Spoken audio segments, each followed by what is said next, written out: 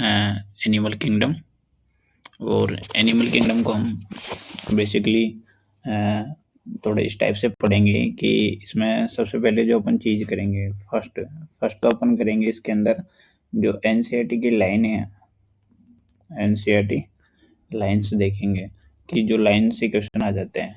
Line से question कैसे आते हैं, जैसे डायरेक्ट लाइन दे दी और पूछ लेते हैं कि निम्न में से कितने कथन सही है, कितने कथन गलत है, वो सब देख लेते हैं।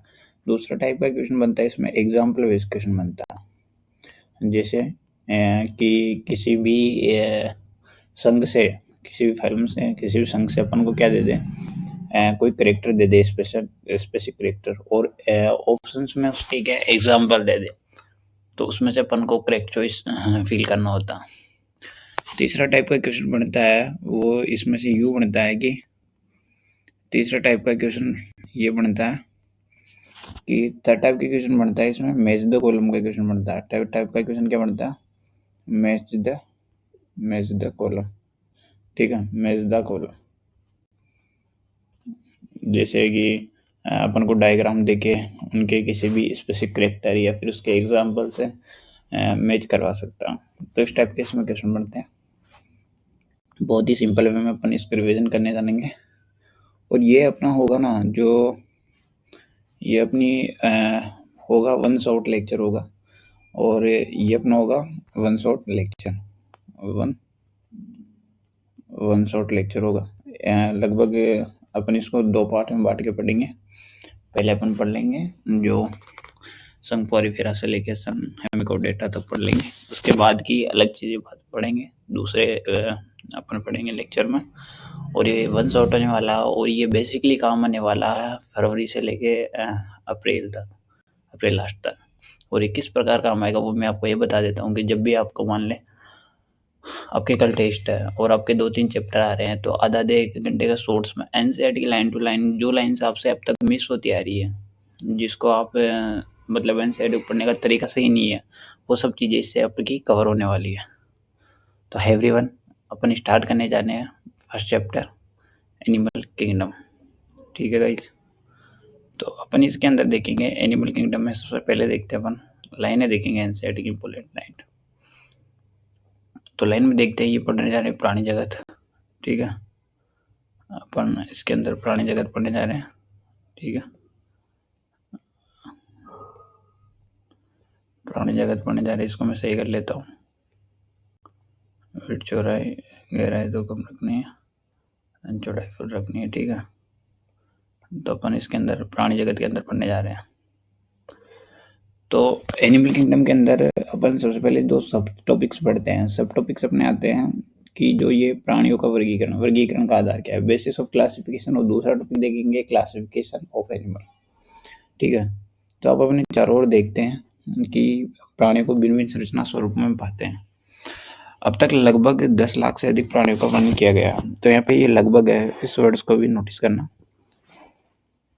करेक्ट द आंसर होता है उसमें छोटे छोटे वर्ड्स का ही हेर फेर होता है। ठीक है, और नई खोजी गई प्रजातियों को वर्गीकरण में उचित स्थान में रखने का सहायता मिलती है। ठीक है, इसके बाद अपन देखने जा रहे हैं वर्गीकरण का आधार क्या है। तो वर्गीकरण के आधार देखने से पहले अपन देखते हैं वर्गीकरण का आधार। तो प्राणी की संरचना एवं आकार में भिन्नता होती है। भिन्न की कोशिका व्यवस्था, शारीरिक समिति। ठीक है, पहली कोशिका व्यवस्था, शारीरिक समिति, प्रगुही की प्रकृति, पाचन तंत्र, परिश्रम तंत्र, जनन तंत्र की रचना में कुछ आधारभूत समानताएं पाई जाती है। इन विशेषताओं को वर्गीकरण के आधार के रूप में व्यक्त किया है। तो ये याद रखना, कोशिका की व्यवस्था, शारीरिक समिति, प्रगुही की प्रकृति, पाचन तंत्र, परिश्रम तंत्र, जनन तंत्र, इनमें कुछ आधारभूत समानताएं पाई जाएगी। ठीक है, इसके बाद अपन देखने जा रहे हैं संगठन के स्तर। तो संगठन के स्तर कौन कौन से होंगे। ठीक है, संगठन के स्तर में देखेंगे, यद्यपि प्राणी जगत के सभी सदस्य बहुकोशिक होते हैं, मल्टीसेलुलर होते हैं, लेकिन सभी एक ही प्रकार की कोशिकाओं के संगठन को प्रदर्शित नहीं करते। वेरी इंपॉर्टेंट है कि सभी मल्टीसेलुलर होते हैं, लेकिन सबका जो संगठन है, कोशिकीय संगठन, वो सेम नहीं है। उदाहरण के लिए स्पंज में कोशिका बिखरे हुए समूह में होती है, वे कोशिकीय स्तर का संगठन दर्शाती है। कोशिकाओं के बीच श्रम का कुछ विभाजन होता है। ठीक है, श्रम का कुछ विभाजन होता है। सिलेंट्रेट कोशिका की व्यवस्था अधिक होती है और जो कोशिका है वो ग्रुप में बढ़ जाती है, इसमें ग्रुप में संगठित होकर कार्य करती है, इसलिए उसमें उत्तक स्तर का संगठन होता है। उच्च स्तर का संगठन जो प्लेटी एलिमेंथीज के सदस्यों ने उच्च अंगों में पाया जाता है, जिसमें उत्तक संगठित होकर अंग का निर्माण करते हैं और प्रत्येक अंग विशेष कार्य को करता है। तो अंग स्तर का संगठन किसमें आ गया? प्लेटी एलिमेंथीज में, ठीक है। और फिर अंग से अंग तंत्र बना लेंगे, प्रत्येक अंग विशेष कार्य करता है, जैसे एनालिड, आर्थ्रोपोडा, मोलस्क, एकोनोडर्म्स के अंग मिलकर अंग तंत्र के रूप में सारे कार्य करते हैं, ठीक है। इसके बाद अपन देखने जा रहे हैं कि जो प्रत्येक तंत्र है, प्रत्येक तंत्र का क्या होता है? एक विशिष्ट कार्य होता है। इस तरह की संरचना अंग तंत्र के इस तरह का संगठन कहलाती है, जो कहाँ से हो गई? इसके हेलमिंथेस से लेकर कहाँ तक हो? कोडेट तक हो गई। भिन्न भिन्न प्राणी समूह में अंग तंत्र विभिन्न प्रकार की जटिलताएं प्रदर्शित करता है। उदाहरण के लिए पाचन भी अपूर्ण अपूर्ण होता है। अपूर्ण पाचन तंत्र में एक ही बाह्य द्वार होता है जो मुख और गुदा दोनों कार्य करता है, जैसे प्लेटी एलिमेंथेस। और पूर्ण पाचन तंत्र में दो बाह्य द्वार होते हैं तो मुख और गुदा दोनों कार्य करते हैं। तो इसको इस प्रकार समझ सकते हैं कि ये देखिए यहाँ से क्या बंदा, अब ये द्वार हो गया, तो जो अपूर्ण पाचन तंत्र होगा उसमें मुख का कार्य भी करेगा और गुदा का एक्सक्रीशन, गुदा का कार्य भी करेगा। लेकिन जो पूर्ण पाचन तंत्र होगा उसमें मुख का कार्य करेगा और गुदा का कार्य करेगा, ठीक है, दोनों अलग अलग होंगे। तो इस प्रकार अपन समझ सकते हैं। तो अपूर्ण पाचन तंत्र प्लेटी एलिमेंथेस तक हो गया और पूर्ण पाचन तंत्र का हो गया एस्केलमेंथेस से आगे तक हो गया, ठीक है। ये चीजें ध्यान रखनी है। इसके बाद देखेंगे अपन कि जो इसमें जो परिसंचरण तंत्र हो गया, परिसंचरण तंत्र हो गया, इसको दो टाइप में बांट दिया गया, जो क्लोज एंड ओपन टाइप में। क्लोज में ओपन टाइप में क्या होता है? में रक्त का बहाव हृदय से सीधे रक्त से शरीर से बाहर भेजा जाता है और जो उत्तक और अंग है, कोशिकाएं और उत्तक है, इसमें क्या होता है? डूबे रहते हैं, ठीक है। इसके बाद जो बंद परिसंचरण तंत्र है, इसमें रक्त का संचार हृदय से भिन्न भिन्न व्यास के वाहिकाओं के द्वारा, उदाहरण धमनी, शिरा, कोशिकाएं। ये क्या हो गया? बंद परिसंचरण तंत्र हो गया। तो इनके एग्जाम्पल याद रखना, अब जैसे जैसे अपन पढ़ते जाएंगे वैसे वैसे होता जाएगा, ठीक है। अब इसके बाद अपन सममिति को देखते हैं। तो सममिति में देखेंगे तो इसमें देखो, सममिति को अपन तीन टाइप में बांट के पढ़ेंगे। सबसे पहले असममिति हो गई, जो स्पंज में पाई जाती है। कि असममिति क्या होती है? कि किसी भी एक्सिस से काटने पर, किसी भी केंद्र रेखा से गुजरने वाली रेखा इन्हें दो बराबर भागों में समरूप भागों में नहीं बांटती है, तो इसे सममिति कहेंगे। और किसी भी एक्सिस केंद्र रेखा से गुजरने वाली रेखा उन्हें सम दो बराबर भागों में बांट दी, तो रेडियल सममिति। और किसी एक एक्सिस से, तो ये तीनों में से क्वेश्चन ये बनता है सत्य असत्य, कौन सी ट्रू है कौन सी गलत है। ये अपन पढ़ते हैं जो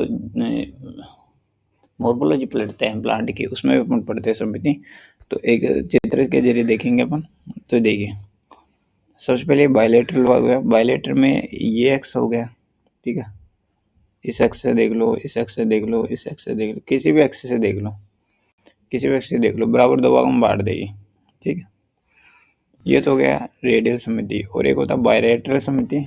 तो बायलेटरल के अंदर क्या होता है कि अपन इसको देखेंगे, इसको देखेंगे बायलेटर के अंदर।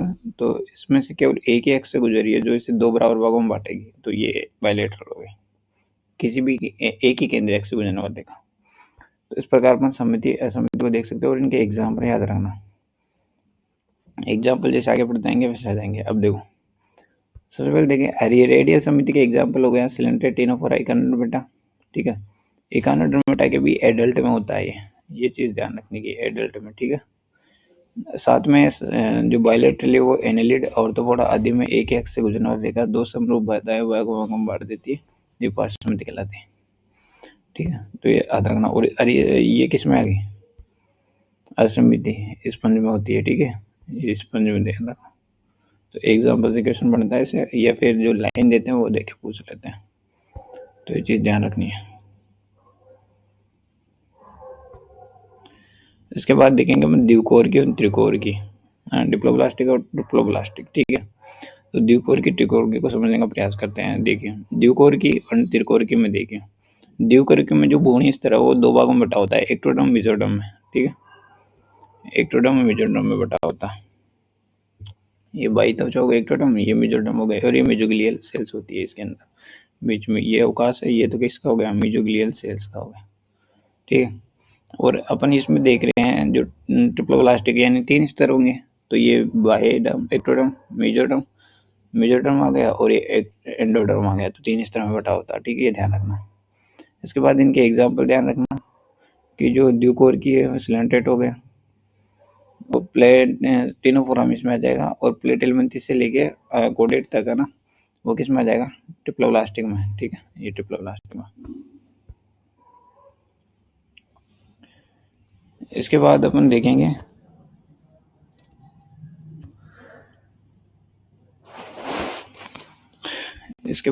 देखने जा रहे हैं, एस्पिरेंट्स आप भी अपनी एनसीईआरटी को खोल के रखिए और उसमें देखते जाइए और समझते जाइए अच्छे से। ठीक है, अब इसके बाद नेक्स्ट टॉपिक देख रहे हैं अपन। नेक्स्ट टॉपिक देख रहे हैं प्रगुआ सिलो। तो देखो, ये तो हो गया सिलो, ये हो गया स्यूडोसिलोमेट और ये हो गया एसिलोमेट। ठीक है, तो शरीर भित्ति व आहारनाल के बीच है, तो इसमें शरीर भित्ति होती है, शरीर भित्ति व आहारनाल के बीच गुहा की उपस्थिति अथवा अनुपस्थिति वर्गीकरण का मुख्य आधार। ठीक है, ये चीज ध्यान रखने की।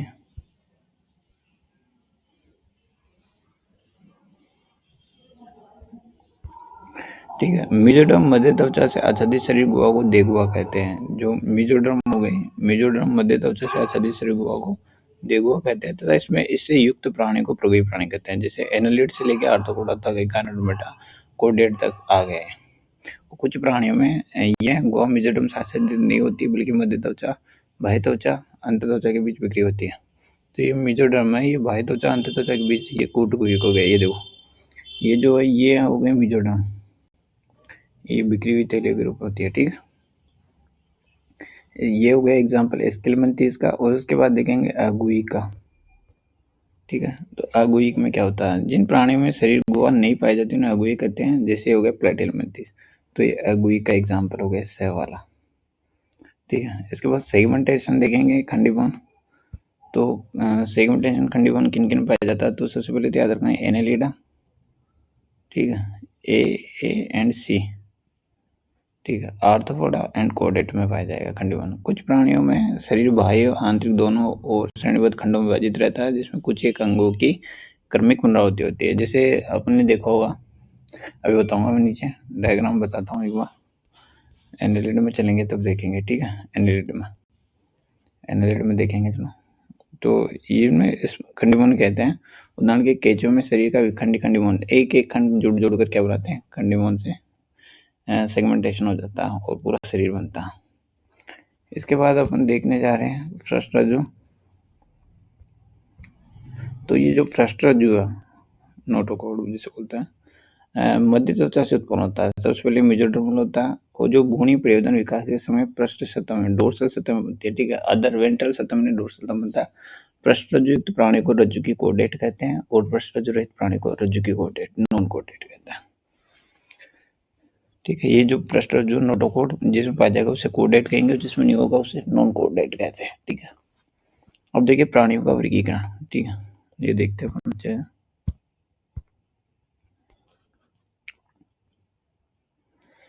तो प्राणियों का वर्गीकरण क्या है, मौलिक लक्षणों के आधार पर किया गया। जैसे अपन ने पहले पढ़ा था, मौलिक लक्षण पाचन तंत्र, श्वसन तंत्र, परिषद तंत्र, उत्सर्जन तंत्र etc। तो सबसे पहले जो अपन इसके अंदर पढ़ने वाले हैं वो पढ़ेंगे अपन संघ पोरी पेरा। ठीक है, संघ पोरी पेरा पढ़ने जा रहे हैं। तो संघ पोरी पेरा हम देखेंगे अपन। इस संघ के प्राणी को सामान्यतः स्पंज कहते हैं, सामान्यतः लवणीय असममिति होते हैं। ठीक है, तो असिमेट्रिक अपन ने देखा था, ओनली यही था। असममिति क्या होती है कि किसी भी केंद्रीय अक्ष से काटने पर दो बराबर भागों में समरूप भागों में नहीं बटा है। ये सब आधे बहुकोशिक होते हैं। ठीक है, जिनका शरीर संगठन कोश किस तरह का होता है। स्पंजों में ये वेरी वेरी इंपॉर्टेंट लाइन है, स्पंजों में जल परिवहन नाल तंत्र पाया जाता है। जल सूक्ष्म रंध्र, सूक्ष्म छोटा रंध्र, ये भी याद रखना है। बड़ा रख देता है पहले, फिर बाद में छोटा रख देता है, तो कन्फ्यूजन हो जाता। तो करेक्ट लाइन में देखेंगे, जल सूक्ष्म रंध्र ओष्ठिया द्वारा शरीर में केंद्रीय गुहा स्पंज शरीर में प्रवेश करता है, और बड़े रंध्र ओस्कुलम द्वारा बाहर निकलता है। तो ओस्कुलम का तो बड़ा रंध्र होता है। अब जो ये जल परिवहन या जल नाल तंत्र है, इसका काम क्या है। तो ये पहले तो भोजन जमा करने में, श्वसन में और उत्सर्जन में कार्य करता है।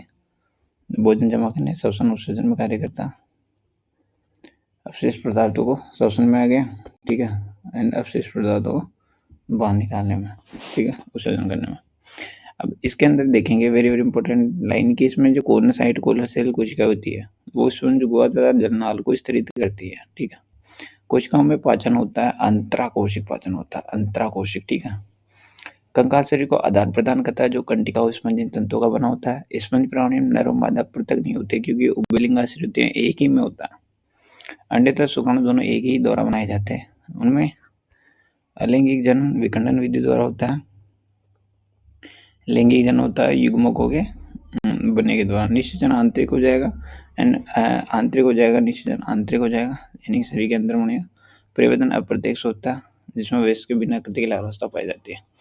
अभी डायरेक्ट इनडायरेक्ट डेवलपमेंट है, तो डायरेक्ट यानी प्रत्यक्ष तो उसमें होगा जिसमें डायरेक्ट ही शिशु बने, और बीच में लार्वावस्था वगैरह कुछ पाया जाए तो उसे इनडायरेक्ट बोलते हैं।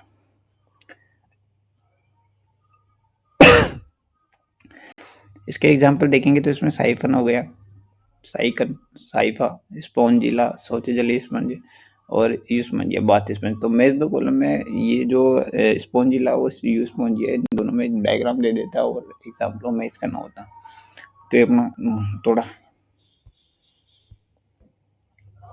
ध्यान रखना इसमें। ये तो हो गया साइकन, ठीक है, ये डायग्राम देखना। तो साइकन हो गया, यूस्पंजिया, स्पॉन्जिला हो गया। तो ये तो होगा अपने साइकन हो गया, ये यूस्पॉन्जिया हो गया, बाथ स्पंज जिसे बोलते हैं, ठीक है, और ये स्पॉन्जिला हो गया। तो ध्यान रखना, स्पॉन्जिला हो गया, ये जिसमें आँख हो गई है वो स्पॉन्जिला हो गया। मैंने तो इससे याद किया था, इसे याद रख लेना। इसके बाद जो दूसरा संघ पढ़ने जा रहे हैं वो अपन पढ़ने जा रहे हैं संघ सिलेंट्रेटा। सिलेंट्रेटा संघ पढ़ेंगे। ये जलीय अधिकांशतः मैक्सिमम क्या होते हैं, समुद्री स्थावर होते हैं, मुक्त तैरने वाले समुद्री प्राणी होते हैं। नाइडियर नामक इनकी दंश कोशिका नाइडोब्लास्ट और नेमेटोब्लास्ट सेल से होती है, उसमें कोइनोसाइट सेल से पैदा जाती है, इसमें नाइडोब्लास्ट नेमेटोब्लास्ट सेल पाई जाती है।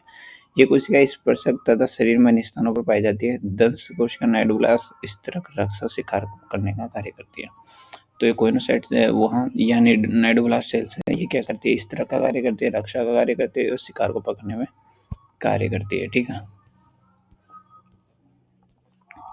इसके बाद अपन इसमें ये डायग्राम भी याद रखना है। पहला तो हो गया ओरलिया मेडुसा और ये हो गया पोलिप, ठीक है। तो दंश कोशिका का कार्य देख लिया, उसके बाद देखेंगे अपन इसमें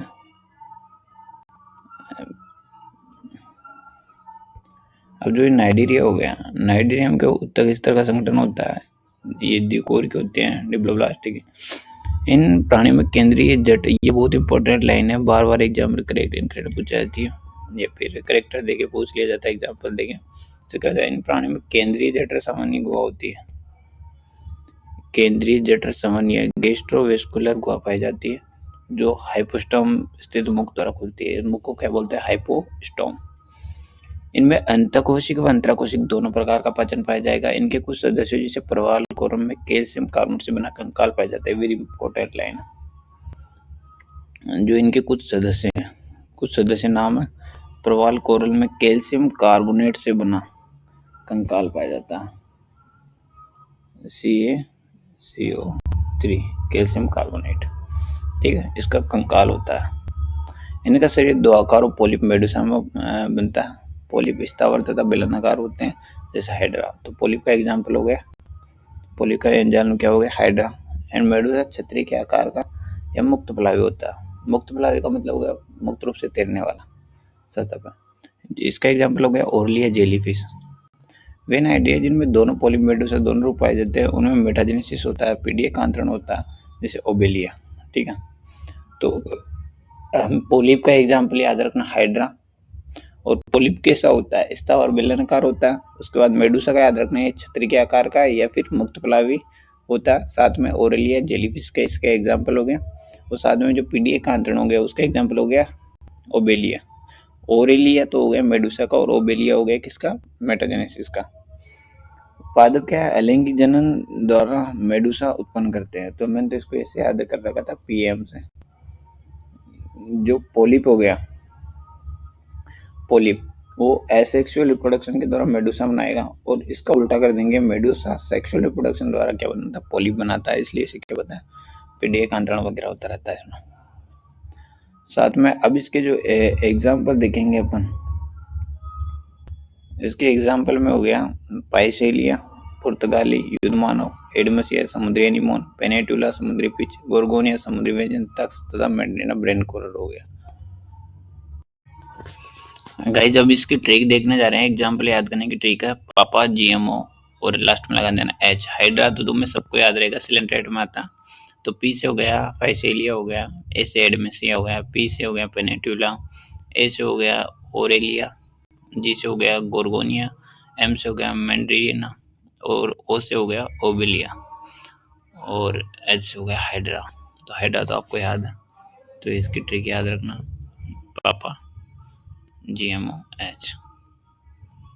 इसके बाद अपन जो स्टार्ट करने जा रहे हैं वो हो गया संग टीनोफोरा।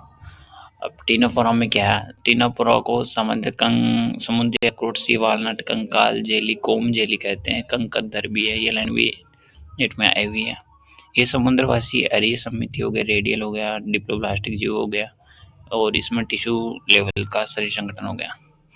अब इसमें इम्पोर्टेंट लाइन है वो ये है, शरीर में 8 बाह्य पक्षमावी कंकद पट्टिका होती है जो चलन में सहायक करती है। तो टीनोफोरा में चलने के लिए क्या होती है, 8 बाह्य पक्षमावी कंकद पट्टिकाएं होती है, ध्यान से याद कर लेना। पाचन अंतराकोशिक और अंतःकोशिक दोनों हो गया। इसका स्पेसिफिक कैरेक्टर है कि ये जीव संदीप्ति दर्शाता है, यानी प्राणी के द्वारा प्रकाश उत्सर्जन करना। ठीक है, इसके बाद अपन देखने जा रहे हैं इसके अंदर टीनोफोरा की मुख्य विशेषता हो गई, नर एवं मादा अलग नहीं होते, वो बैलिंगाशी हो गए, जनन केवल लैंगिक होता है, निषेचन बाह्य होता है, शरीर से बाहर फर्टिलाइजेशन होता है, तथा अप्रत्यक्ष परिवर्तन होता है, इसमें लार्वावस्था नहीं होती है।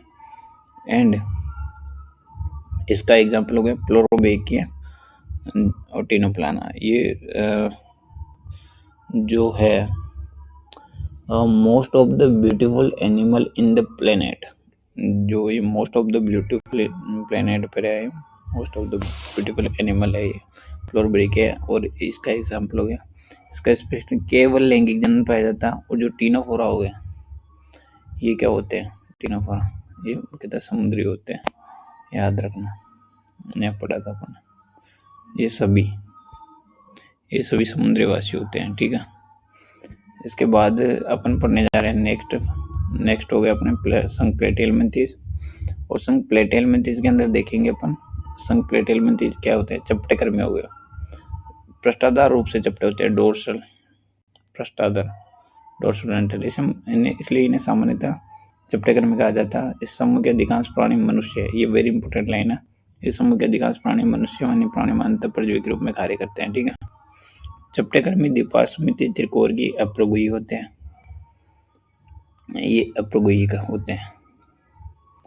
ठीक है, कूटगुहिक, प्लेटिहेल्मिंथेस क्या अप्रगुही नहीं, कूटगुहिक है, बस सीडोसिलोमेट पढ़े थे वो एस्केलेमिंथेस जाएगा, सॉरी, ये अप्रगुही हो गए। इनमें अंग इस तरह का शरीर संगठन हो गया, और परजीवी प्राणी में अंकुश और चूसक पाए जाते हैं।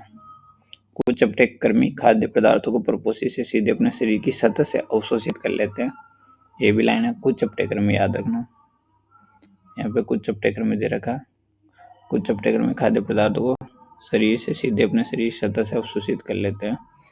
इसमें जो उत्सर्जन का कार्य करती है वो करती है ज्वाला कोशिकाएं होती हैं, ऑपरेशन नियंत्रण उत्सर्जन कार्य करते हैं। नर मादा अलग नहीं होते, एक में होते हैं, निषेचन अंतर्गोपन शरीर के भीतर फर्टिलाइजेशन होगा, परिवर्तन बहुत सी लार्वावस्था पाई जाएगी, मतलब इनडायरेक्ट होगा। इसके एग्जाम्पल याद रखना, प्लेनेरिया, टीनिया फीताकर्मी और फेशियोला पर्णकर्मी। इसमें जो प्लेनेरिया उसमें पुनरुत्पादन की असीम क्षमता होती है, रिजनरेशन पावर होती है इसके अंदर। अब इसके डायग्राम देखिए, ये पहला हो गया पीताकर्मी, टीनिया और पर्णकर्मी फेशियोला, याद रखना। पीताकर्मी, पीता हो गया ना, फीता नापने का फीता होता है कारीगर के पास, वैसा हो गया है। और ये हो गया फेशियोला, पर्णकर्मी। इसके बाद इसके अंदर इम्पोर्टेंट लाइन अपन ये देखी थी कि समूह के अधिकांश प्राणी मनुष्य तथा अन्य प्राणी में अंतःपरजीवी के रूप में होते हैं, पादप नहीं आया कहीं भी। अब इसके अंदर देखेंगे इसका स्पेसिफिक कैरेक्टर जो है कि ये एसिलोमेट होगा, पहली बात तो स्यूडोसिलोमेट होगा। अनुप्रस्थ काट में गोलाकार होते हैं, इसलिए इन्हें गोलकृमि कहते हैं। मुक्त जीवी जलीय व स्थलीय तथा पौधे में प्राणियों में परजीवी होते हैं। ठीक है, पौधे प्राणियों में वो अंत परजीवी थे, ओनली मनुष्य प्राणियों में। समिति में द्विपार्श्व समिति हो गई, बायलेटरल हो गई, त्रिकोणीय एवं कूट प्रकोष्ठी प्राणी होते हैं। इनका शरीर संगठन अंग तंत्र इस तरह का होता है। ठीक है, आनाल पूर्ण होती है, आनाल पूर्ण होती है जिसमें सुपरिवर्तित पेशी ग्रसनी होती है। उत्सर्जन नाल शरीर से अपशिष्ट पदार्थों को उत्सर्जित रंध्र के द्वारा बाहर निकालती है, उत्सर्जन रंध्र हो गए इसमें। ठीक है, इसके बाद इसमें नर और मादा होते हैं, अलग अलग होते हैं, एक लिंगाशय। मादा नर से बड़ी होती है, निश्चित आंतरिक हो गया। परिवर्तन प्रत्येक शिशु वयस्क के समान दिखता है अथवा प्रत्येक लार्वावस्था पहले, दोनों हो सकते हैं। इसके एग्जाम्पल याद करेंगे, एस्केरिस, वुचेरिया, फाइलेरिया कर्मी, एंसेलोस्टोमेटा स्टोमा। ठीक है, तो ये इसके अंदर जो स्पेसिफिक कैरेक्टर है वो स्पेसिफिक कैरेक्टर देखें तो फर्स्ट स्पेसिफिक कैरेक्टर तो क्या हो गया, ये स्यूडोसिलोमेट हो गया। ठीक है, एंड दूसरा क्या हो गया, इसमें पूर्ण पाचन तंत्र होता है। ठीक है, आनाल पूर्ण हो गया इसमें, यानी कि मुख भी होगा और गुदा भी होगा, दोनों के मार्ग अलग अलग होंगे, पेशी किसने। और उत्सर्जन हो गया किसके द्वारा, उत्सर्जन तंत्र, उत्सर्जन रंध्र के द्वारा। साथ में इसमें नर और मादा अलग होंगे। अब इसमें ये तो हो गए नर और ये मादा, ये हो गए नर और ये हो गए मादा। अब ये मुड़ा हुआ रियलिटी में नहीं होता, एनसीआरटी डायग्राम को लिमिट रखने के लिए ऐसा बना रखा है। इसके बाद अपन देख रहे हैं संगेनेलिडा। संगेनेलिडा को ध्यान से पड़ेगा, ये प्राणी जलीय, लवणीय, लवण अथवा स्थलीय स्वतंत्र जीवित, कभी कभी परजीवी भी होते हैं, कभी कभी। ये अंग तंत्र इस तरह का शरीर संगठन दर्शाएंगे। बायलेटरल होगी इनकी समिति और ट्रिप्लोब्लास्टिक होगी। ठीक है, कर्मिक पुनरावृत्ति, विखंडित खंडित गुई प्राणी होते हैं, सेगमेंटेशन दर्शाते हैं। इसके बाद में इनका शरीर सतह स्पष्ट खंड अथवा विखंडम बटा होता है। लैटिन भाषा एनुलस हो गया, सूक्ष्म वलय के रूप में इस अंग को एनिलेट कहा गया। इसके बाद अपन देखेंगे कि इन प्राणियों में इम्पोर्टेंट है, हाईलाइट करेंगे अपन इनको। इन प्राणियों में अनुदैर्ध्य वर्ताकार दोनों प्रकार की पेशी पाई जाती है जो चलन में सहायक है। ठीक है, चलन का एक कैरेक्टर अपन ने किस में पढ़ा था, टीनोपोरा में पढ़ा था। जलीय एनेलिड जैसे नेरिस में पार्श्वपाद उपांग पेरापोडिया पाए जाते हैं जो तेने में सहायक होते हैं। इसमें बंध परिष्ठन तंत्र उपस्थित होता है, रक्त एकवचन नेफ्रीन, प्राशन निबंध तथा उत्सर्जन में सहायक है। तंत्रिका तंत्र में एक जोड़ी गुच्छी का एक वचन गैंग्लियन होती है जो पार्श्व तंत्रिका द्वारा दोहरी अधर तंत्रिका रज्जु से जुड़ी होती है। नेरिस एक जलीय एनेलिड होता है, जलीय एनेलिड होता है जिसमें नर और मादा अलग अलग होते हैं, नर और मादा अलग होते हैं। तो नेरिस हो गया ना, एक लिंगाश्रय हो गया। केचो जो नर और मादा पृथक नहीं होते वो भी लिंगाश्रय हो गया। ये स्पेसिफिक कैरेक्टर इनका जनन लैंगिक विधि द्वारा होता है। ठीक है, नेरिस फेरेटिमा एग्जाम्पल देखेंगे, नेरिस फेरेटिमा हो गया तथा हेरुडने रक्तचूसक जोक हो गया एग्जाम्पल में। अब देखो इसमें सेगमेंटेशन देखिए, ये एक खंड को देखिए और बाकी सभी खंडों को देखिए सेम है। जैसे इसमें एक खंडों को देखिए तो ये सेगमेंटेशन हो गया, यानी कि एक खंड की पुनरावृत्ति से पूरी बॉडी बन जाती है। ठीक है, इसके बाद अपन देखेंगे आर्थ्रोपोडा।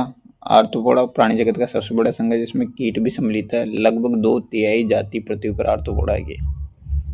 इसके बाद आर्थ्रोपोडा हम देखेंगे, इसमें अंग तंत्र इस तरह का शरीर संगठन हो गया। ये द्विपार्श्व समिति त्रिकोण की विखंडित प्रकोष्ठी प्राणी है। आर्थ्रोपोडा का शरीर काइटिन वही कंकाल से ढका रहता है। शरीर सिर वक्ष उदर में विभाजित होता है, 3 भागों में विभाजित होता है।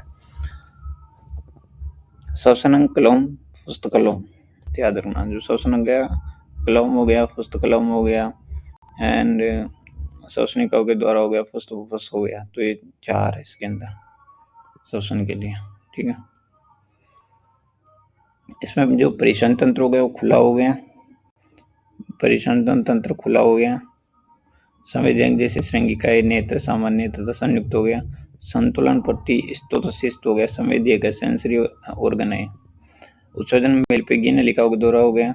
जैसे तिलचट्टा में पढ़ा था अपन ने, नर और मादा पृथक होते हैं तथा अधिकांश अंड पृथक होते हैं। परिवर्तन प्रत्यक्ष होगा और लार्वावस्था द्वारा प्रत्यक्ष भी होता है। आर्थिक रूप से महत्वपूर्ण कीट हो गए एपिस, बोम्बिक्स और लेसिपर, ABL। कौन से हो गए इसको याद रखने की ट्रिक है, ABL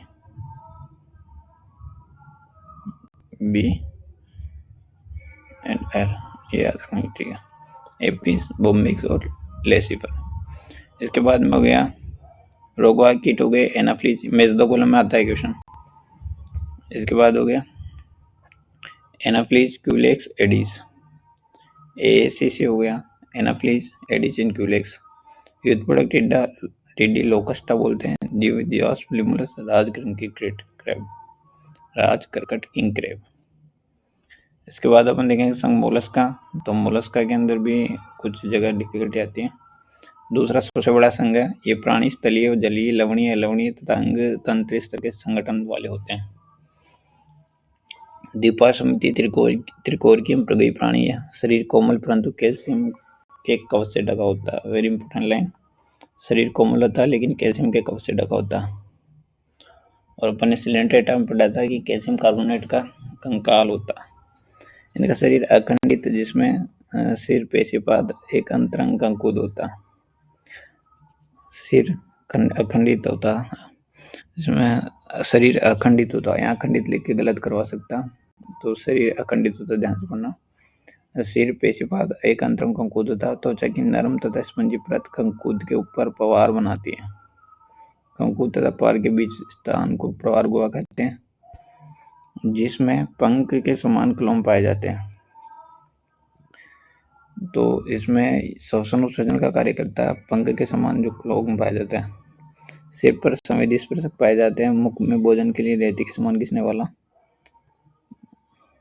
अंग होता है, जिसे रेती ज्वारेडुला कहते हैं। सामान्य नर व मादा क्या होते हैं, नर एवं मादा पृथक होते हैं, अंड पृथक होते हैं। परिवर्तन सामान्य लार्वा के द्वारा होता है।